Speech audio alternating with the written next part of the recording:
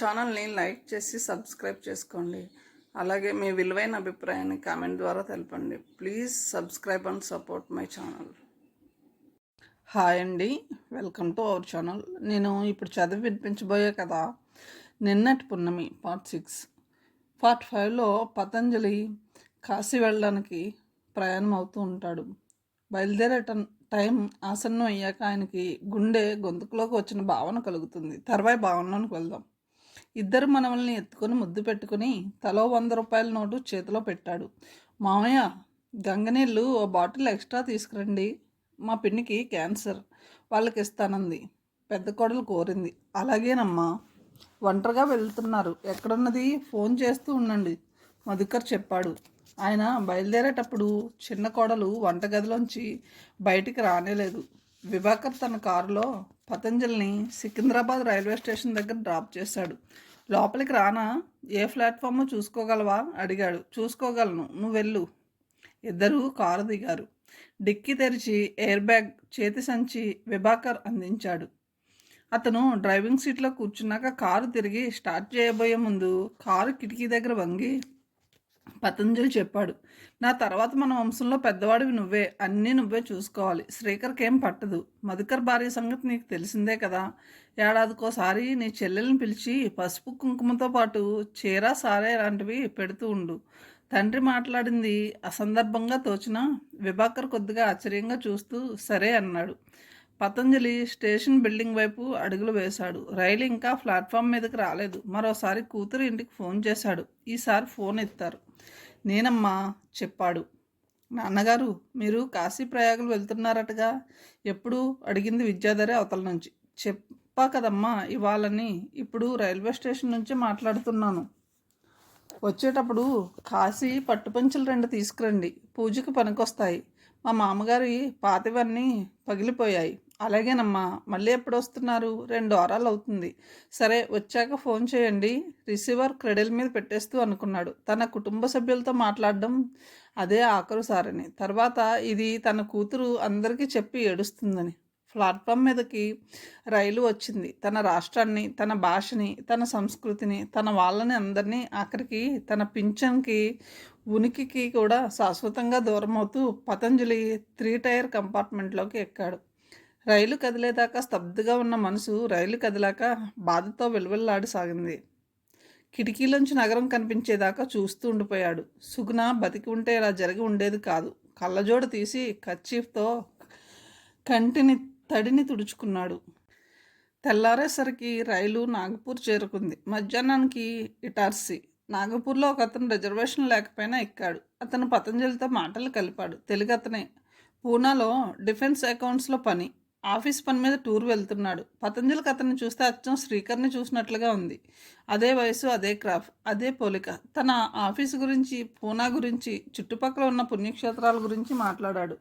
పూనా వస్తే తమ ఇంట్లో దిగవచ్చని చిన్న కాగితం మీద అడ్రస్ కూడా రాసిచ్చాడు. అతను ఇటార్సీలో దిగాక రైలు కదలబోయే ముందు సమోసా పూరీలు పతంజలికి తెచ్చిచ్చాడు. అయ్యో, ఎందుకు బాబు నీకు శ్రమ? పతంజలి నొచ్చుకున్నాడు. శ్రమేం లేదు సార్, నా రైలుకి ఇంకా టైం ఉంది. ఇటువైపు మసాలా వడ, గారె, ఇడ్లీలు దొరకవు, వీటితోనే సరిపెట్టుకోవాలి. అతన్ని చూస్తే శ్రీకర్ని చూసినట్లు ఉండడంతో పతంజలికి చిన్న కొడుకు మీద దిగులు కొద్దిగా తగ్గింది. రైలు కదిలాక పక్కనే నడుస్తూ అతను మళ్ళీ వచ్చి చెప్పాడు, ఏమనుకోకండి, పొద్దున్నుంచి ఏదేదో మాట్లాడి మిమ్మల్ని విసిగించినందుకు. అబ్బే, అలాంటిదేం లేదు. మా నాన్న ఇటీవలే పోయారు. మిమ్మల్ని చూస్తే అచ్చం మా నాన్నని చూసినట్లుగా అనిపించింది. మీలానే ఉంటారాయన. ఉంటానండి. జబల్పూర్, కట్నీ, సత్నా, మణిపూర్, నైని రైలు ఒక్కో స్టేషన్ దాటుకుంటూ పోతుంది. నైని దాటాక రైలు గంగానది మీద కట్టిన బ్రిడ్జి మించి దాటుతూ ఉండగా చుట్టుపక్కల వారు ఏది గంగో ఏది యమునో, త్రివేణి సంగమం ఎటుందో చేత్తో చూపిస్తూ మాట్లాడుకోవడంతో ఆసక్తిగా చూసి ఆ నదికి దండం పెట్టాడు. కొందరు చిల్లర నాణాలని కింద నదిలోకి భక్తిగా విసిరారు. బెనారస్ సిటీ అన్న బోర్డు కనిపించింది. కాశీలో రైలు ఆగాక దిగి స్టేషన్ నుంచి రిక్షాలో రంగారావు తన కోసం బుక్ చేసిన హోటల్కి చేరుకున్నాడు. పతంజలి 3 రోజులు కాశీనగరం అంతా చూశాడు. నిత్యం ఉదయం సాయం సంధ్య సమయంలో గంగానదిలో స్నానం చేశాడు. కాశీ విశ్వనాథుని ఆలయానికి వెళ్ళి స్వయంగా లింగానికి అభిషేకం చేశాడు. కాశీలో దాదాపు 1500 ప్రధాన హిందూ ఆలయాలు ఉన్నాయి. వాటిలో ఓ 10ంటినే పతంజలి చూశాడు. ఎక్కడ చూసినా కాషాయాంబరదారులు, జడలు కట్టిన జుట్టు గలవారు కనిపిస్తున్నారు. కొందరు దిగంబర్లు కూడా కనిపించారు. వాళ్ళని చూసినప్పుడల్లా పతంజలి ఇతను నిజమైన యోగో కాదో అనుకోసాగాడు. తన వంశంలోని పూర్వీకులకి గంగానదిలో తనకి తెలిసిన మంత్రంతో అర్ఘ్యం వదిలాడు. పండాలు ఆయన వెంట పడ్డారు. కానీ వాళ్ళ గురించి ముందే విని ఉండడంతో వాళ్ళు అడిగేదానికి పతంజలి బదులు చెప్పలేదు. కొందరు పండాలు గంగానదిలో పాతిన గుంజల మీద, కట్టిన మంచుల మీద కూర్చుని యాత్రికుల కోసం చూస్తున్నారు. అస్సీ ఘాట్, దశాశ్వమేధ ఘాట్, తులసి ఘాట్, అతి పురాతనమైన హరిశ్చంద్ర ఘాట్, హనుమాన్ ఘాట్, త్రివేణి ఘాట్, ఇలా గంగానది ఒడ్డున ఉన్న ఒక్కో ఘాట్ని తిరిగి చూశాడాయన. నిత్యం సాయంత్రం 1 గంట దాకా కేదారేశ్వర గుళ్ళో సంకీర్తన వింటూ కూర్చుంటాడు. మిగిలిన సమయాల్లో రకరకాల ఆలోచనలు అతన్ని చుట్టుముట్టసాగాయి. బుడిద రాసుకుని తిరిగే విశ్వేశ్వరుడి గుడి గోపురానికి ఆశ్చర్యంగా బంగారంతో చేసిన రేకు తాపడం. ఔరంగజేబు విశ్వేశ్వరుడి ఆలయాన్ని పడగొట్టించి మసీదు కట్టాక నిజంగా జ్ఞాన్వసి బావిలోంచి ఈ శివలింగం ఉద్భవించిందా? ఈ బావిలోని నీరు తాగితే నిజంగా ఆత్మజ్ఞానం కలుగుతుందా? బుద్ధుడు, శంకరాచార్య, గురునానక్, తులసీదాస్, కబీర్ దాస్, రామకృష్ణ పరమహంస, మలయాళ స్వామి, వివేకానంద, త్రిలింగ స్వామి, ఎందరెందరో మహాత్ములు దర్శించిన కాశీని చూడాలన్న పతంజలిలోని తీవ్ర వాంఛ తీరింది. కూతురి కోసం 2 కాశీ పట్టుపంచులు కొన్నాడు. అది అడిగిన ఆఖరి కోరిక అది. తన సామానంతా పోలీసులు సక్రమంగా తన ఇంటికి పంపితే అవి చేరతాయి. ఆ విధంగా దానికి అవి అందుతాయి అనుకుని కొన్నాడు. అవి కొన్నట్లు విద్యాధర్కి ఓ కార్డు రాసి పోస్ట్ చేశాడు. కాశీ నుంచి సారనాథ్ కూడా వెళ్ళి చూసి వచ్చాడు. బయలుదేరే రోజు ఓ తెలుగు బ్రాహ్మణుతో తగిలాడు. అతనితో మాట్లాడి దక్షిణ సాంప్రదాయ ప్రకారం తన భార్య సుగుణకి, తన తల్లిదండ్రులకి, బాబాయికి తర్పణాలు వదిలాడు. తర్వాత రైల్లో ప్రయాగకి బయలుదేరాడు. అలహాబాద్ రైల్వే స్టేషన్లో దిగి రంగారావు బుక్ చేసిన హోటల్కి చేరుకున్నాడు. అది కాలినడకన చేరేంత దూరంలోనే ఉంది. స్నానం చేసి ముందు ఆటో రిక్షాలో శ్రీ మాధవేశ్వరి ఆలయానికి చేరుకున్నాడు. శక్తిపీఠాల్లో ఒకటైన అక్కడి అమ్మవారి విగ్రహం 3 అడుగులు ఎత్తు లేకుండా కూడా లేకపోవడం చూసి విస్తుపోయాడు. కాసేపు ఆ గుడి ప్రాంగణంలోనే ఉన్న శివాలయంలో కూర్చుని శివ పంచాక్షరి మంత్రజపం 1116 సార్లు చేశాడు. మధ్యాహ్నం అయింది. అక్కడి నుంచి హోటల్కి చేరుకున్నాడు. ప్రయాణాలతో హైరాణపడ్డ శరీరం విశ్రాంతి కోరుతూ ఉండడంతో భోజనం చేసి పడుకుంటే వెంటనే నిద్ర పట్టేసింది. పతంజలికి 5:30కి మెలకువ వచ్చింది. లేచి మొహం కడుక్కొని బయటికి వచ్చి ఎదురుగా ఉన్న మిఠాయి అంగడిలో క్యారెట్ హల్వా, సమోసా తిన్నాడు. ఉత్తరప్రదేశ్లో ఉన్న కాశీ, అలహాబాద్లో ఉపాహారంగా అంతా ఎక్కువగా తినేవి స్వీట్స్. ఓ అరగంట నడిచి చూసి మళ్ళీ హోటల్కి చేరుకున్నాడు. మర్నాడు ఉదయం 5:30, 6 మధ్య సూర్యోదయ సమయంలో త్రివేణి సంగమానికి వెళ్ళాలని ప్లాన్ చేసుకున్నాడు. పతంజలి మాయం అయ్యేది కూడా మర్నాడే. రాత్రి భోజనం అయ్యాక పతంజలి హోటల్ గదిలోని టీవీని పెట్టుకుని డిస్కవరీ ఛానల్ చూడసాగాడు. కార్యక్రమం రకరకాల పాముల మీద వస్తుంది. లోకంలో ఇన్ని రకాల సర్పాలున్నాయా అని ఆశ్చర్యపోయాడు. తలుపు మీద ఎవరో బయట నుంచి కొట్టినట్లుగా టకటక శబ్దం వినిపించింది. తన రూమ్ సర్వీస్ వాళ్ళని పిలవకపోవడంతో దాన్ని పతంజలి పట్టించుకోలేదు. మళ్ళీ ఇంకోసారి శబ్దం వినిపించడంతో లేచి వెళ్ళి తలుపు తీశాడు. ఓ కొత్త వ్యక్తి బయట నిలబడి ఉన్నాడు. చూడగానే నార్త్ ఇండియన్ అని తెలిసిపోతుంది. ఎస్ అడిగాడు పతంజలి. మిస్టర్ పతంజలి ప్రశ్నించాడు. అవును, మీరు అడిగాడు పతంజలి. తన చేతిని చాపుతూ అతను చెప్పాడు. మిస్టర్ రంగారావు మనిషిని, మీతో పనుండి వచ్చాను నవ్వుతూ చెప్పాడు. Please come in. అతనితో చిరునవ్వుతో కరచాలనం చేసి లోపలికి ఆహ్వానించాడు. అతను లోపలికి వచ్చి ఓ కుర్చీలో కూర్చుని రిమోట్ అందుకుని టీవీని ఆఫ్ చేసి చెప్పాడు. అది మనకి డిస్టర్బెన్స్. లాస్ట్ మినిట్ బ్రీఫింగ్ కోసం వచ్చాను. మీకు అన్నీ తెలిసినవి. Just to check. మీరు వస్తారని రంగారావు నాకు చెప్పలేదే? పతంజలి సందేహంగా ప్రశ్నించాడు. వెంటనే అతను తన జేబులోంచి ఓ ఐడెంటిటీ కార్డుని తీసి చూపించాడు. అతని ఫోటో, అతని పేరు ఎస్కే డిటెక్టివ్ ఏజెన్సీలో ఆపరేటర్ అని తెలియజేస్తూ రంగారావు సంతకం ఉంది. చెప్పండి mister Brij Bhushan, me plan of action మీరే చెప్పాలి. మీకు ఎంతవరకు గుర్తుందో నాకు తెలిస్తే మీరు మర్చిపోయింది నేను గుర్తు చేస్తాను, భూషణ్ చెప్పాడు. రేపు ఉదయం 6:30కి లేచి ఒడ్డు దాకా ఆటోలో, అక్కడ నుంచి పడవలో త్రివేణి సంగమం దగ్గరకు చేరుకుంటాను. స్నానం చేసి హోటల్ గదికి వస్తాను. సాయంత్రం అలహాబాద్ మెయిన్ బ్రాంచ్ ముందు నిలబడితే తన జేబు తడుముకుని రంగారావు టైప్ చేసి ఇచ్చిన కాగితం తీసి అందులోని కారు నెంబర్ బయటకు చదివి చెప్పడం పూర్తి చేశాడు. ఈ కారులో ఎక్కాలి. అతను తల అడ్డంగా ఊపాడు. That is not all right. Step by step చెప్తాను, గుర్తుంచుకుని అలా చేయండి. ఉదయం బయటికి వెళ్తూ రిసెప్షనిస్ట్ని అడగాలి త్రివేణి సంగమం ఎంత దూరం ఉందని, ఎలా వెళ్ళాలని. సాయంత్రం కూడా అక్కడ స్నానం చేయనిస్తారా అని కూడా అడగాలి. మీరు మిస్ అయ్యాక మీ గురించి పోలీసులు చేసే ఎంక్వైరీలో మిమ్మల్ని గుర్తుంచుకుని మీ గురించి చెప్పేవారు ఉండాలి కదా. ఇది మీకు నేను చెప్పలేదు, కానీ గుర్తుంది.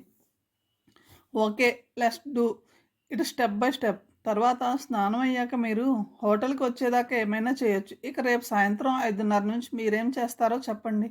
సాయంత్రం 5:30కి ఓ టవల్ సోప్ తీసుకుని లుంగీ చొక్కాలతో మళ్ళీ రిసెప్షనిస్ట్ దగ్గరికి వెళ్ళి సాయంత్రం స్నానం చేయనిస్తారా, నీళ్ళు చల్లగా ఉంటాయా అని అడుగుతాను. గుడ్. ఈ హోటల్ గదిలో ఏం చేసి వెళ్తారు? పెట్టె మూత తీసి ఉంచుతాను. షేవింగ్ షర్ట్ బాత్రూంలో ఉంచుతాను. నా పర్స్ నా ఇంకో ప్యాంట్లో ఉంచే వెళ్తాను. అందులో రిటర్న్ జర్నీ టికెట్లన్నీ ఉన్నాయి. మా పెద్ద అబ్బాయికి సగం రాసిన ఇన్లాండ్ లెటర్లో స్నానం చేశాక మిగిలింది రాస్తాను అన్న వాక్యంతో మధ్యలో ఆపుతాను. గురువారం రాత్రి భోజనం చేయను కాబట్టి రాత్రికి కొన్న బ్రెడ్ ప్యాకెట్ కూడా గదిలో ఉంచుతాను. ఇన్లాండ్లో ఇంకా ఏం రాస్తారు? ఏవో క్షేమ సమాచారాలు. ప్లస్ అద్దెకి ఇల్లు చూస్తున్నారా, నాకు సెపరేట్ బెడ్రూమ్ ఉండే ఇల్లు చూడండి అని రాయాలి కదా.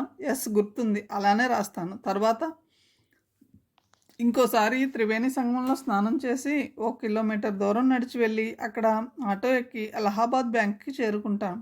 గుడ్. వాటిలో అది మర్చిపోవద్దు. ఉదయం రిసెప్షన్లో మీరు మర్నాడు ఉదయం గది ఖాళీ చేస్తారని, రాత్రికి ఉంటున్నారు కాబట్టి మంచినీళ్ళు పెట్టి బెడ్షీట్స్ మార్చమని కూడా చెప్పాలి. మర్చిపోయారు చూసారా? ఈ పేపర్లో టైప్ చేసి ఉన్నాయన్నీ.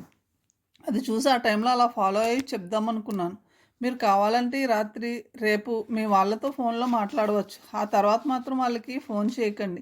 ఓ వారం 2 వారాల పాటు ఆ టెంప్టేషన్ తీవ్రంగా ఉంటుంది. Please control it. పతంజలి గొంతులో ఏదో అడ్డుపట్టట్లయింది. అలాగే చెప్పాడు. In your own interest please control all your emotions. జేబులోంచి ఓ 10 రూపాయల నోటు తీసి దాన్ని మధ్యకి మడిచి చింపాడు. ఓ ముక్క పతంజలికి ఇచ్చి ఇంకోటి మళ్ళీ తన జేబులో ఉంచుకుని చెప్పాడు. అలహాబాద్ బ్యాంక్ ముందున్న ఆ కారులో ఎక్కాక డ్రైవర్కి కాగితం ఇస్తే చాలు, ఇంకేం చెప్పక్కర్లేదు. అన్నీ అతనే చూసుకుంటాడు. అలాగే, కానీ ఇలా ఎందుకు? నా ఫోటో అతనికి ఇవ్వచ్చుగా. బదులుగా అతను నవ్వి చెప్పాడు. మీ ఫోటో బయట వాళ్ళకి ఇవ్వకూడదు. ఎవరైనా ఎంక్వైరీ చేస్తే అది బయటపడవచ్చు. రేపు స్నానం అయ్యాక నెహ్రూ, ఇందిరాగాంధీ కొంతకాలం నివసించిన ఇల్లు ఇక్కడే ఉంది, వెళ్ళి చూడండి చెప్పాడు భూషణ్. నేను కూడా ఆనంద భవన్ని చూద్దామనుకున్నాను. ఈ ఊళ్ళో సిటీ బస్సులు లేవు. ఎక్కడికి వెళ్ళాలన్నా ఆటోల్లోనే తిరగాలి. షేర్ ఆటోలు ఎక్కువ. భూషణ్ జేబులోంచి ఒక కాగితం తీసి చెప్పాడు. నా ఫోన్ నెంబర్. మీకు ఏం అవసరమైనా ఫోన్ చేయండి. ఆ కారులో రేపు మీరు 250 కిలోమీటర్ల దూరం ప్రయాణిస్తారు. తెల్లవారుజామున ఢిల్లీ వెళ్ళే రైలు ఎక్కిస్తాడు అతను. అతనికి ఏం డబ్బు ఇవ్వాల్సిన పని లేదు. ఆ కారు డిక్కీలోని సూట్ కేస్ మీదే. దాని తాళం చెవి ఇది. జేబులోంచి ఓ తాళం చెవి తీసిచ్చి చెప్పాడు భూషణ్. అందులో మీకు అవసరమైన దుస్తులు వగైరాలన్నీ ఉంటాయి. ఢిల్లీ రైల్వే స్టేషన్ బయట మీకోసం ఈ నెంబర్ కారు ఉంటుంది. ఆ కాగితం వెనక్కి తిప్పండి. పతంజలి అతను తన ఫోన్ నెంబర్ రాసిచ్చిన కాగితాన్ని వెనక్కి తిప్పి చూశాడు. ఓ కార్ నెంబర్ అందులో రాసింది. Any doubts? ఏం లేవు. ఉంటే ఎక్కడి నుంచైనా సరే నాకు మీరు ఆ నెంబర్కి ఫోన్ చేయొచ్చు. రేపంతా ఇంట్లోనే ఉంటాను. భూషణ్ రిమోట్ అందుకుని టీవీని ఆన్ చేశాడు. Have a nice time. Patanjali చెప్పులు, ఓ జత బట్టలు, బనీను తీసుకుని అతను వెళ్ళిపోయాక ఇందాకట్లా పతంజలి టీవీ మీద కాన్సన్ట్రేట్ చేయలేకపోయాడు. కాసేపాగి హోటల్ గది తలుపు మూసి బయటికి వచ్చి సమీపంలో ఉన్న ఎస్టీడీ బూత్ నుంచి హైదరాబాద్కి ఫోన్ చేశాడు. అక్కడ వాళ్ళు టీవీ చూస్తున్నారు. కొడుకులిద్దరితో, మనవలు మనవరాలతో మాట్లాడాడు. తాతయ్య, లాల్గుడి జయరామన్కి మహాత్మా గాంధీకి గల తేడా ఏమిటో చెప్పుకో, ప్రజ్ఞ అడిగింది. ఏమిటి? తెలీదు, నువ్వే చెప్పు. Lalgudi Jayaraman violinist, Mahatma Gandhi non violinist. బిగ్గరగా నవ్వాడు పతంజలి. బాగుంది, పెట్టేస్తున్నాను. ఆయన ఆ నవ్వు క్రమంగా ఏడుపుగా మారింది. తన్నుకు వస్తున్న ఆ ఏడుపుని ఆయన కంట్రోల్ చేసుకోదలుచుకోలేదు.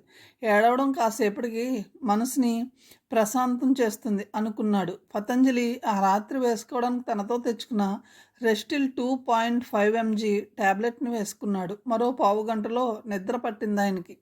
మర్నాడు ఉదయం రిసెప్షనిస్ట్తో తనకి సూచించబడ్డ పద్ధతి ప్రకారం మాట్లాడి ఆటో ఎక్కాడు. ఆటో దిగి సంగమం దాకా నడిచి వెళ్ళాడు. అందులో స్నానం చేసి తన పెద్దలకు తర్పణాలు వదిలాడు. వెంట తెచ్చిన ప్లాస్టిక్ సీసా నిండా నీళ్లు నింపుకున్నాడు. అక్కడ 1000 మంది పైనే స్నానాలు చేస్తున్నారు.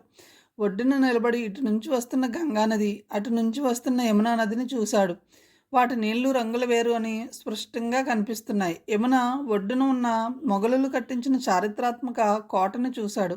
అందులోంచి ఓ మర్రి వృక్షం బయటికి కనిపిస్తుంది. మహాప్రళయానంతరం కృష్ణుడు నీటి మీద ఇక్కడే ఆ వటవృక్షం ఆకు మీదే తేలుతాడట. ఎవరో చెప్పగా విన్నాం. ఆ సంగతి పతంజలికి గుర్తుకు వచ్చి ఆ చెట్టుకి దండం పెట్టాడు. అలహాబాద్లో భాగం ప్రయాగ.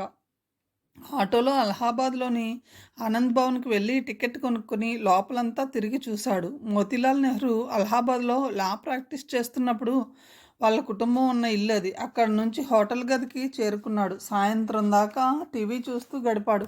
మధ్యలో కొద్దిసేపు నిద్రపోయాడు. సాయంత్రం 5:30కి హోటల్ గదిలో తనకి ఇచ్చిన సూచనల ప్రకారం అన్ని ఏర్పాట్లు చేసి జేబులో తన ఇంటి వెనుక మట్టిని తీసి జల్లెడ పట్టిపోసుకున్న సీసా, తన భార్య సుగుణ ఫోటోలు గల క్యారీ బ్యాగ్తో బయటికి వచ్చాడు. రిసెప్షనిస్ట్తో మాట్లాడాల్సిన విధంగా మాట్లాడి బయటికి నడిచాడు.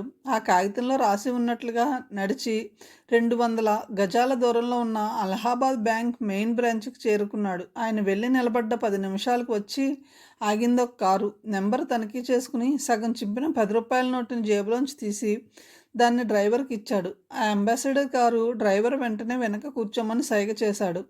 పతంజలి తలుపు తెరుచుకుని అందులో కూర్చున్నాడు.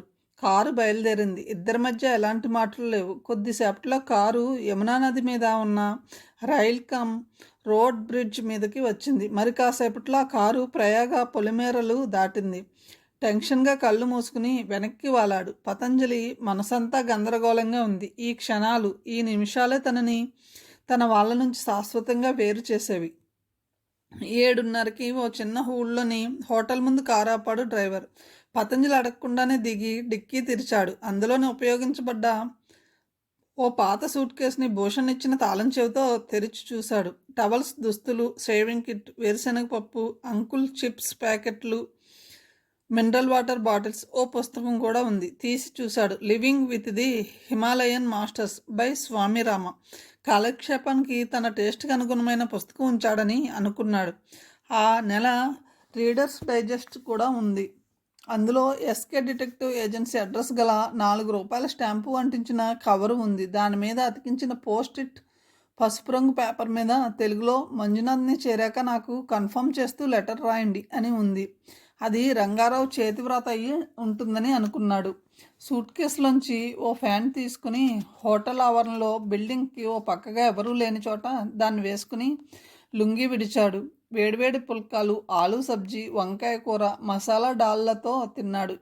అన్నీ ఎంతో రుచిగా ఉన్నాయి. చివరిలో క్యారెట్ హల్వా, మిగడ్తో చేసిన రబ్బా స్వీట్ ఇచ్చారు. ఇద్దరికి భోజనాలకి పతంజలే డబ్బు చెల్లించాడు. డ్రైవర్ పాన్ షాప్లో పొగాకు పొడి కొనుక్కుని దాన్ని అరచేతుల్లో బాగా నలిపి ఆ పొడిని బొగ్గన పెట్టుకున్నాడు. మళ్ళీ కారు బయలుదేరింది. రాత్రి 11:30కు ఓ ఊళ్ళోని రైల్వే స్టేషన్ బయట డ్రైవర్ కారు ఆపాడు. అతనికి 100 రూపాయల నోటు ఇచ్చి సూట్ కేసుతో పతంజలి లోపలికి నడిచాడు.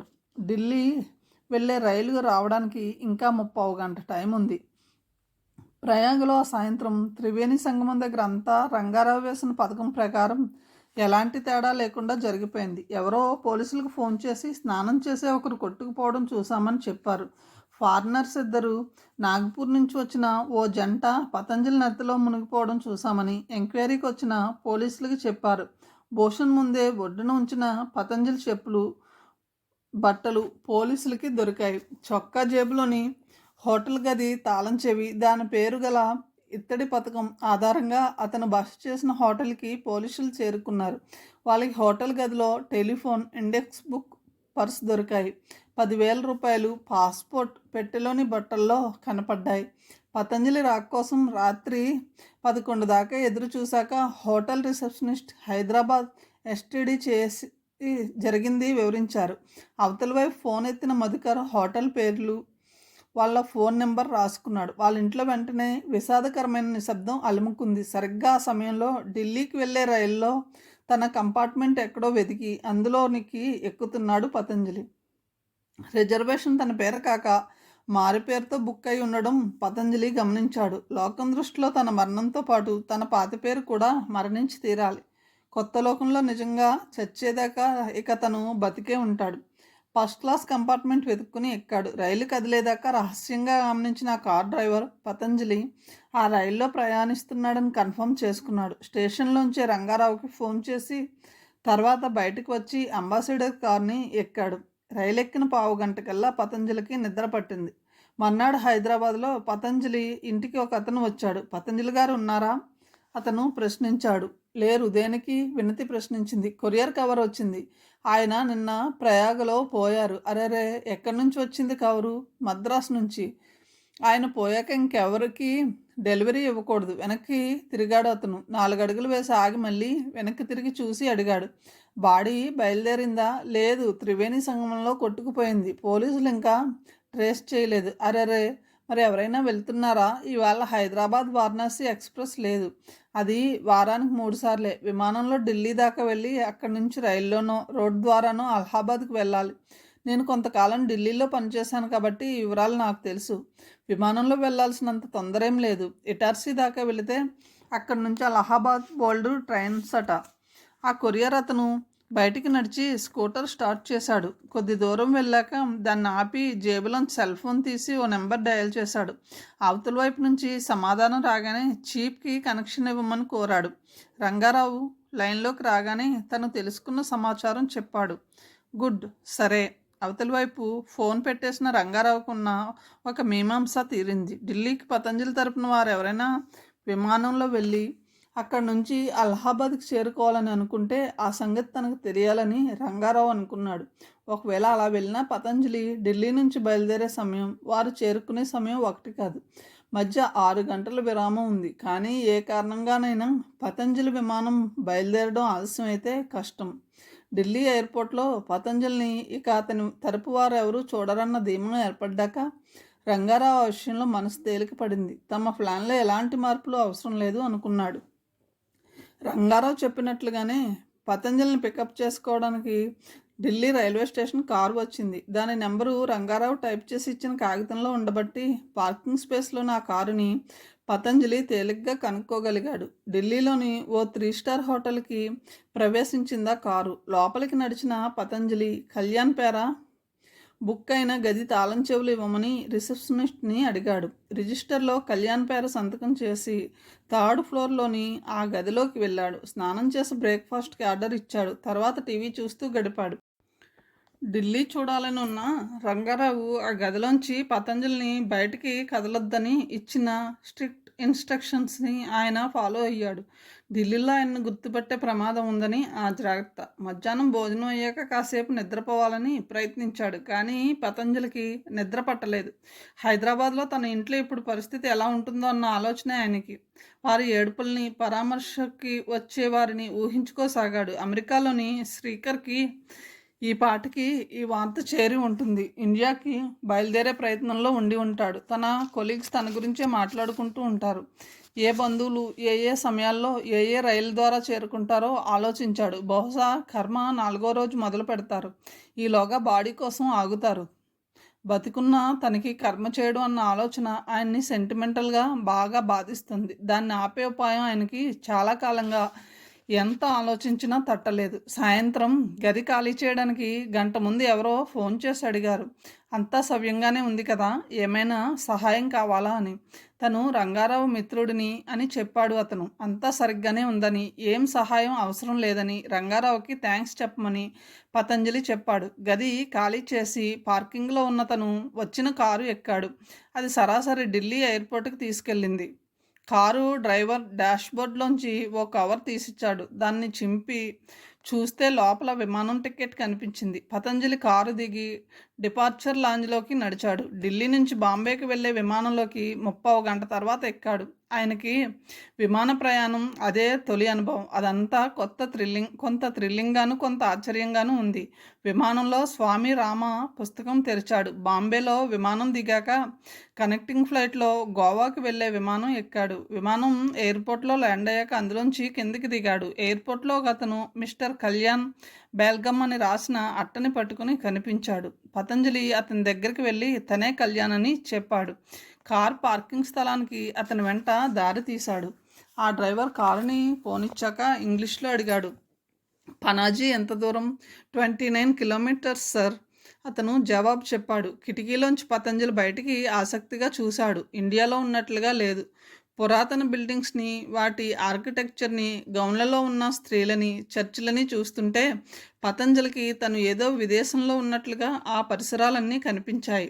కారు బందోర్కర్ మార్గ్లోని hotel Mandovi building entrance gate ముందు ఆగింది. అది హోటల్ కారు కాబట్టి వెంటనే యూనిఫామ్లో ఉన్న బెల్ బాయ్ వచ్చి తలుపు తెరిచి పతంజలి సూట్ కేసుని తీసుకున్నాడు. పతంజలి రిసెప్షనిస్ట్ దగ్గరికి వెళ్ళి తన పేరు కళ్యాణ్ అని, రిజర్వేషన్ ఉందని ఇంగ్లీష్లో చెప్పాడు. Yes mister Kalyan, I hope you had a pleasant journey from Bombay, room number 314. Receptionist నవ్వుతూ చెప్పి ఆ గది తాళం చెవిని సూట్ కేసుతో వేచి ఉన్న బెల్ బాయ్కి ఇచ్చింది. మర్నాడు ఉదయం హోటల్ వాళ్ళు ఇచ్చిన ఎక్స్కర్షన్ టికెట్ తీసుకుని వాళ్ళ కారులో మరికొందరితో వెళ్ళాడు. మాండ్వీ నది మీద ఉదయం 10 నుంచి మధ్యాహ్నం 1 గంట దాకా ఎమరాల్డ్ అనే నౌకలో విహారం plus free lunch. Beer free అని తెలిసిన అలవాటు లేకపోవడంతో పతంజలి తీసుకోలేదు. డెక్ మీద ఉన్న ప్లాస్టిక్ కుర్చీల్లో ఓ దాంట్లో కూర్చున్నాడు. ట్రెడిషనల్ డ్రెస్లలో ఉన్న గోవాయిన్ అమ్మాయిలు నృత్యం చేశారు. చురుకుగా, వేగంగా, వర్తులాకారంలో సాగే ఓ ఫన్నీ నృత్యం, అభినయంతో కూడిన డాలో నృత్యం, జ్యోతులను శిరస్సును ధరించి చేసే నృత్యం ప్రదర్శించారు. తర్వాత ఒక అతను మైక్లో గోవా భాషలో పాటలు పాడాడు. మధ్య మధ్యలో ఇంగ్లీష్లో దాని అర్థం చెబుతూ డ్రింక్ సర్వ్ చేస్తున్నారు. ఓ ముసలతను బీర్ తాగుతూ పతంజలి వంక నవ్వుతూ చూస్తూ చెప్పాడు, మీరు గోవాకి రావడం లేటు. ఇక్కడ ఎంజాయ్ చేయాలంటే 40 ఏళ్ళ లోపు రావాలి. డయాబెటీస్ కాబట్టి నేను ఈ ఒక్క బీర్ని మించి తాగకూడదు. చుట్టూ నీరు, ఆకాశం నిండా మబ్బులు దట్టంగా ఉండడంతో చల్లటి వాతావరణం, చక్కటి నృత్యం. పతంజలి తన స్వవిషయాలు మరిచి వాటిలో లీనం అయిపోయాడు. చక్కటి భోజనం సర్వ్ చేశారు. అదయ్యాక హోటల్ గదికి వచ్చి విశ్రాంతి తీసుకున్నాడు. సాయంత్రం 1 కిలోమీటర్ దూరం నడిచి చూశాడు. మర్నాడు ఉదయం 9:15కి గోవా టూరిస్ట్ శాఖ నడిపే సౌత్ గోవా టూర్కి బస్సు ఎక్కాడు. బస్సు బయలుదేరాక టూరిస్ట్ గైడ్ కాళిదాసు తనని మైక్లో పరిచయం చేసుకుని గోవా చరిత్రని క్లుప్తంగా చెప్పాడు. పోర్చుగీస్ వారి పాలనలో ఉన్న గోవా 1961లో ఇండియన్ యూనియన్లో చేరింది. 1983 దాకా కేంద్ర ప్రభుత్వ ఆధీనంలో ఉన్న గోవా ఆ తర్వాత ప్రత్యేక రాష్ట్రంగా మారింది. జనాభాలో 35% మంది క్యాథలిక్ క్రిస్టియన్స్, 60% మంది హిందువులు, 3% మంది ముస్లింలు. టూరిజం గోవాలోని నెంబర్ 1 ఇండస్ట్రీ. తర్వాత స్థానం మైనింగ్. గోవాలో చర్చిలు అధికం. గోవాలోని అతిపెద్ద చర్చి అయిన ది బాస్కిల్లా ఆఫ్ బౌనోసస్ మరణించి కొన్ని వందల ఏళ్ళైనా పాడవకుండా గాజుపెట్టులో ఉన్న సెయింట్ ఫ్రాన్సిస్ జేవియర్ భౌతిక కాయాన్ని ఆ చర్చిలో పతంజలి చూశాడు. హిందీ చిత్రగాయని లతా మంగేష్కర్ జన్మస్థలమైన మంగేష్కర్ గ్రామంలోని శివాలయం చూశాడు. కొన్ని వందల ఏళ్ల క్రితం గోవా గ్రామం ఎలా ఉండేదో తెలియజేసే మోడల్ విలేజ్కి వెళ్ళాడు. ఎంట్రన్స్ టికెట్ 60 రూపాయలు. గోవా అమ్మాయిలు టికెట్లతో వచ్చిన టూరిస్టులకు బొట్టు పెట్టి ఆహ్వానించారు. చేపల వల అల్లిక, పూర్వపు రోజుల్లో వాడిన రకరకాల బుట్టలు, కొబ్బరాకులతో చేసిన వర్షం పడ్డా తల తడవకుండా ఉండే పెద్ద హ్యాట్, గోవా ట్రెడిషనల్ డ్రింక్ అయిన ఫెన్నీ తయారీ విధానం ఆనాటి ఓపెన్ మార్కెట్లో చూశాడు. ఆ రోజుల్లో దినపత్రికలు లేవు కాబట్టి విశేషాలు తెలుసుకునే ప్రదేశం ఈ మార్కెట్ ప్లేసే.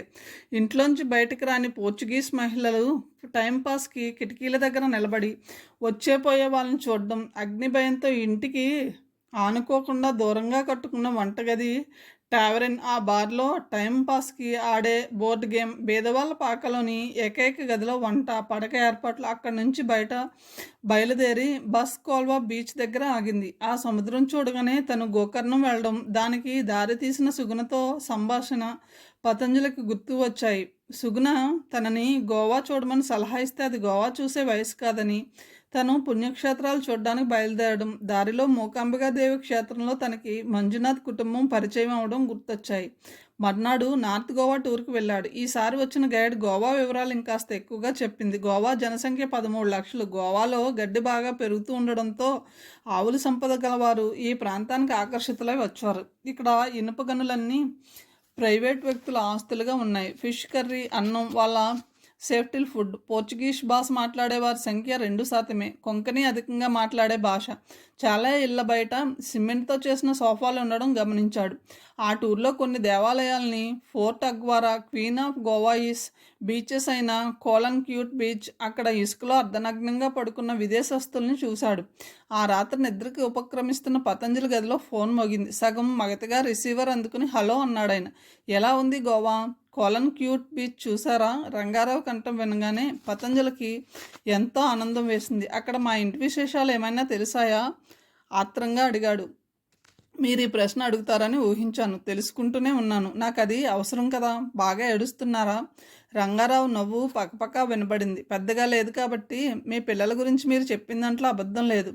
వృత్తిరీత్యా నాకు అవసరమైన మేరకి సమాచారం తెలుసుకుంటున్నాను. మీరు బ్రతికే ఉన్నారన్న అనుమానం మీ వాళ్ళకి ఎవరికి రాలేదు. మంజునాథ్కి ఫోన్ చేశారా? ఇంకా లేదు. మీరు చెప్పేదాకా స్ట్రిక్ట్గా వద్దన్నారుగా. Very good. ఇంకో 4 రోజుల తర్వాత మీరు వాళ్ళ ఇంటికి వెళ్ళొచ్చు. మీ వాళ్ళలో ఎవరైనా మీ రహస్యం తెలిస్తే ఈలోగా అది వారు బయట పెట్టవచ్చని మిమ్మల్ని గోవాలో క్వారంటైన్ చేశాను. కోలన్ క్యూట్ బీచ్లో మలీబు అని బార్ ఉంది. కోకోనట్ ఫెన్నీకి ఇతర ఫెన్నీల్గా పెద్దగా వాసన ఉండదు. ఫ్రైడ్ ప్రాంఫెట్ ఫిష్ ఆర్డర్ చేయండి. పైన గసగసాలు చల్లి స్కిన్ తీయకుండా ఫ్రై చేస్తారు. ఫిష్ కర్రీ, రైస్తో భోజనం చేయండి. Enjoy the Goa. మళ్ళీ 3-4 రోజులు ఆగి ఫోన్ చేస్తాను. నాకు బాగుంది ఇక్కడ, చక్కటి లొకేషన్. అందుకే మిమ్మల్ని గోవాలో ఉంచింది. అక్కడ బాధపడదామన్నా పడబుద్ధి కాదు. ఎటు చూసినా కాలువలు, పోర్చుగీస్ ఇల్లు. Goa is sand and song. Goa is wine and food. Goa is fun. మనసుని రంజింపచేసేది గోవా. నేను ఇవి ఎంజాయ్ చేసే వయసు దాటిపోయాను అబ్బాయి. మీకు అవి మొదటి నుంచి అలవాటు లేక కానీ వయసు దాటడం అంటూ ఉండదు. నాకు అయ్యే ఖర్చు చూస్తుంటే మీరు 50,000 రీజనబుల్గానే ఛార్జ్ చేశారని అనిపిస్తుంది. పతంజలి కృతజ్ఞతగా చెప్పాడు. ఫోన్ పెట్టేశాక పతంజలికి 4 నిమిషాల్లోనే 2 రోజులుగా సైట్ సీయింగ్తో హైరాణ పడడంతో నిద్ర పట్టేసింది.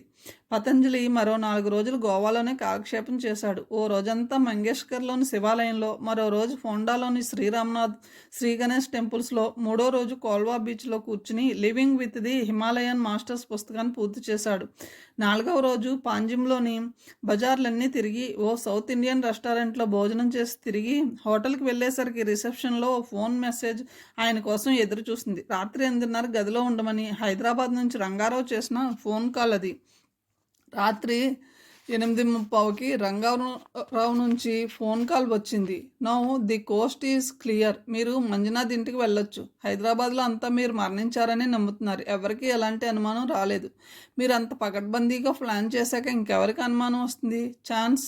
వి షుడ్ నాట్ టేక్ ఛాన్సెస్. ఎక్కడైనా చిన్న లీక్ ఉంటే ప్లాన్ అంతా అప్సెట్ అవ్వచ్చు. కాబట్టి ఇలాంటి ప్రతి కేసులో నేను తీసుకునే జాగ్రత్త ఇది. పతంజలి మరణించాడు. Now you are free. Thanks a lot. మళ్ళీ మీరెన్నడూ హైదరాబాద్కి రాకండి, రంగారావు హెచ్చరికగా చెప్పాడు. అసలు ఆంధ్రప్రదేశ్కే రాను. ఆ రాష్ట్రంతో నా బంధం తీరిపోయింది. పతంజలి గొంతులోని బాధని రంగారావు పసిగట్టాడు. 1 ఏడా 2 ఏళ్ళ పుట్టుకతో వచ్చిన జీవితకాలపు అనుబంధం అది. Good luck. మీకెప్పుడు ఏ విషయంలో సలహా కానీ, సంప్రదింపు కానీ, సహాయం కానీ అవసరమైనా నాకు ఫోన్ చేయండి. నన్ను మీ మిత్రుడిగా భావించండి. Thanks again. Good bye and good luck. Rangarao phone పెట్టేశాక పతంజలికి అనిపించింది ఇక తను అసలు ఎన్నటికీ తెలుగువారితో మాట్లాడాల్సిన అవసరం రాదేమోనని. రిసీవర్ని క్రెడిల్ మీద ఉంచి చిన్నగా నిట్టూర్చాడు. తర్వాత బయటకు వెళ్ళి మంజునాథ్ ఇంటికి ఎస్టీడీ చేశాడు. సుధా రిసీవర్ తీసింది. పతంజలి కంఠం విని వెంటనే అడిగింది, ఎప్పుడొస్తున్నారు? అంతా సక్రమంగా జరిగిందా?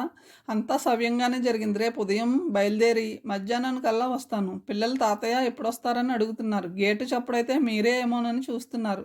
మంజు ఉన్నాడా? లేరు. ఇవాళ బి షిఫ్ట్. రావడానికి 11 దాటుతుంది. రేపు భోజనానికి వచ్చేయండి. దారిలో ఎక్కడ తినకండి. అలాగే. నాకు బయట భోజనం పెద్దగా పడదు. అంతా మీరు చెప్పిన ప్లాన్ ప్రకారమే జరిగిందా? సర్లేండి, ఇది ఎస్టీడీ కదా. రేపు మీరు ఇక్కడికి వచ్చాక జరిగిందంతా తీరుగ్గా చెప్దురు కానీ. ఉంటానమ్మా. లైన్ కట్ చేసేసాక పతంజలి ఎవరూ లేని ఏకాకలా పడుకునేది ఈ ఒక్క రాత్రి అని అనుకున్నాడు. నిద్ర పట్టేదాకా హైదరాబాద్లో తన ఇంట్లో ఏం జరుగుతుందో ఆలోచిస్తూనే ఉన్నాడు. మర్నాడు ఉదయం 6:30కి గది ఖాళీ చేశాడు. రంగారావు చెల్లించిన అడ్వాన్స్ ఫోన్ 200 చిల్లర ఇవ్వతేలాడు పతంజలి. అది హోటల్ వాళ్ళకి చెల్లించాడు. తను అతనికి చెల్లించిన ఆ 50,000కి అతను ఇచ్చే సేవ కూడా పూర్తయింది అనుకున్నాడు. గోవాలోని ప్రత్యేకత అద్దెకి మోటార్ సైకిల్ లభ్యం కావడం. ఓ మోటార్ సైకిల్ మీద కదంబ బస్ స్టాండ్కు చేరుకున్నాడు. తను వెళ్లాల్సిన చోటుకి ఎలా వెళ్లాలో ఎంక్వైరీ చేసి ముందు గోవాకు చేరుకున్నాడు. అక్కడి నుంచి కర్ణాటక రాష్ట్రానికి చెందిన ఓ ప్రైవేట్ బస్ ఎక్కాడు. NH7లో ఓ చోట దిగి ఇంకో బస్ మీద మంజునాథ్ ఉండే టౌన్షిప్కి చేరుకునేసరికి మధ్యాహ్నం 3 అయింది. సుధామణి ఇద్దరు పిల్లలు బస్ స్టాప్లో కనిపించారు. పిల్లలు గుర్తుపెట్టి పరిగెత్తుకు వచ్చారు. వెనకే సుధామణి వచ్చింది. ఆమె మొహంలో నవ్వే ఆమెకి ఆయన రాక ఎంత ఆనందంగా ఉందో తెలియచేస్తుంది. ఈరోజు మనం మర్చిపోలేని రోజు. పతంజలి చేతిలో సూట్ కేసును అందుకుంటూ ఆమె చెప్పింది. మనం మర్చిపోలేని రోజు అన్న ఆమె మాటలు వినగానే అనిపించింది పతంజలికి తనని వాళ్ళతో ఎన్నడో శాశ్వతంగా వాళ్ళు కలిపేసుకున్నారని. అవును చెప్పాడు. ఆమె ఫోన్ చేసిన 10 నిమిషాల్లో మంజునాథ్ ఆఫీస్ జీపులో వచ్చాడు. బస్టాప్కి ఇల్లు 4 కిలోమీటర్ల దూరంలో ఉంది. ఇంటి బయట గుమ్మానికి మామిడాకుల తోరణాలు, అరటి బోదులు కట్టి ఉన్నాయి. ఇంటి ముందు తెల్లటి ముగ్గులు పెట్టి ఉన్నాయి. Welcome to our grand father అని అరేంజ్ రంగు పేపర్ మీద నల్లటి స్కెచ్ పెన్తో రాసిన అట్ట ఇంటి ఆవరణలోని చిన్న ఇనుప గేటుకి వేలాడుతూ కనిపించింది. అది పిల్లల చేతి రాతగా పతంజలి గుర్తుపట్టాడు. తలుపు తీసి ఇంట్లోకి వెళ్ళబోయే ముందు ఇంటి పక్కన నేల మీద ఉంచిన ఓ గుమ్మడికాయతో పతంజలికి సుధా దిష్టి తీసింది. నేల మీద ఒకే ఒక్క దెబ్బతో మంజునాథ్ దాన్ని పగలగొట్టాడు. అంతదాకా ఎవరూ భోజనం చేయలేదు. అంతా కలిసి భోజనం చేశారు. పిల్లలిద్దరికీ ఆనందం పొంగి పొర్లుతుంది. 4-5 ఫ్రెండ్స్ వస్తే తమ తాతయ్య అని గర్వంగా వాళ్ళకి పరిచయం కూడా చేశారు. ఈ రోజంతా వీళ్ళిద్దరూ మిమ్మల్ని వదలరు, మంజునాథ్ నవ్వుతూ చెప్పాడు. ఈ రోజేమిటి, ఇక ఎప్పటికీ వదలరు, నవ్వింది సుధామణి. వారం రోజుల్లో పతంజలి వాళ్ళ ఇంట్లో పూర్తిగా అడ్జస్ట్ అయ్యాడు. ఆయనకి దక్షిణం వైపు గదిని ఇచ్చారు. దానికి అటాచ్డ్ బాత్రూమ్. మంజునాథ్ సుధామణుల రూమ్ కూడా అదే అటాచ్డ్ బాత్రూమ్. దానికి 2 వైపులా తలుపులు, లోపల బయట గడియలు ఉన్నాయి. 4 గదుల ఇల్లు మంజునాథ్ పనిచేసే డిస్టిలరీ కంపెనీకి చెందిన క్వార్టర్స్లో ఒకటి. అలాంటివి 50 ఇళ్ళు ఉన్నాయి. ప్రతి ఇంటి చుట్టూ ముళ్ళదడి, ఖాళీ స్థలం. దాదాపు అందరి ఇళ్ల ముందు చెట్లు, మొక్కలు ఉన్నాయి. వాళ్ళ ఇల్లు సముద్ర తీరానికి 2 కిలోమీటర్ల దూరంలో ఉంది. దక్షిణం గదిలో కిటికీలో సర్వదా చక్కటి గాలి వస్తూ దూరంగా సముద్రం కనిపిస్తూ ఉంటుంది. మధ్యలో అక్కడక్కడ పెరిగిన పొదలు, చెట్లు, తుప్పలు మినహా ఇంకేం లేదు. కొద్ది దూరంలో డిస్టిలరీ ఫ్యాక్టరీ ఉంది. కర్ణాటకకి చెందిన ఓ ఎక్స్ మినిస్టర్ డిస్టిలరీ అది. అందుచేత రోడ్లు, డ్రైనేజీ లాంటి అన్ని సౌకర్యాలు ఏర్పడ్డాయి. అక్కడికి 7 కిలోమీటర్ల దూరంలో ఉన్న టౌన్లోని స్కూల్లో చదివే పిల్లల కోసం రోజు బస్సు వస్తుంది. అది నిండిపోయేటంతమంది విద్యార్థులు ఆ టౌన్షిప్లో ఉన్నారు. కాలేజీ విద్యార్థులు కొందరు సైకిళ్ళు, లూనాలు, మోపెడ్లలో వెళ్ళి వస్తూ ఉంటారు. హైదరాబాద్ నుంచి వచ్చిన పతంజలిని అక్కడ స్వచ్ఛమైన గాలి, పౌర సంబంధమైన ఎలాంటి సమస్యలు లేని జీవనం, ధ్వని కాలుష్యం లేని వాతావరణం మొదలైనవి ఆకర్షించాయి. ఇంతటి ప్రశాంతమైన జీవితం నేను ఎప్పుడూ ఎరగను, పతంజలి 4వ రోజు చెప్పాడు. ప్రతి మంగళవారం అక్కడ సంత జరుగుతుంది. అది టౌన్కి కాలనీకి మధ్యలో జరుగుతుంది. అంతా అది చూడడానికి వెళ్ళారు. ఫిల్మ్ బాక్స్ పెట్టి చూపించే యంత్రాన్ని, దాన్ని ఆసక్తిగా చూసే పిల్లల్ని పతంజలి చూసి చాలా కాలం అయింది. గారడి చేసే కోతులు, వాటి చేత ఆడించేవాళ్ళు, బుట్టల నిండా రకరకాల చేపలు, ఆల్చిప్పలతో చేసిన గొలుసులు, శంఖాలతో చేసిన గరిటెలు, నారతో చేసిన రకరకాల సంచులు, టేబుల్ ల్యాంప్స్ లాంటి గృహోపకరణ సామాగ్రి, మట్టితో కర్రతో చేసిన ఆట బొమ్మలు, ఉట్లు, వాటిలో ఉంచుకునే మట్టి గిన్నెలు. ఏ వస్తువు 50 రూపాయలు దాటదు. అక్కడ నివసించే వారి ఆర్థిక స్తోమతకి తగ్గ సామానే ఆ సంతలో అమ్ముతారు. తెలియకుండానే అక్కడ 2 గంటలు గడిచిపోయాయి. ఆ ప్రాంతంలో కోక్కం అనే ఎర్రటి పళ్ళరసం అధికంగా దొరుకుతుంది. పుల్లగా తీయగా ఉండే ఆ పళ్ళరసం గోవాలో చూశాడు, కానీ పతంజలి తాగలేదు. సంతలో మట్టి పిడతల్లో కోక్కం జ్యూస్ని అంతా తాగారు. కోక్కంతో సుధా రసం పెడుతుంది, అదిరిపోతుంది. మంజునాథ్ నవ్వుతూ చెప్పాడు.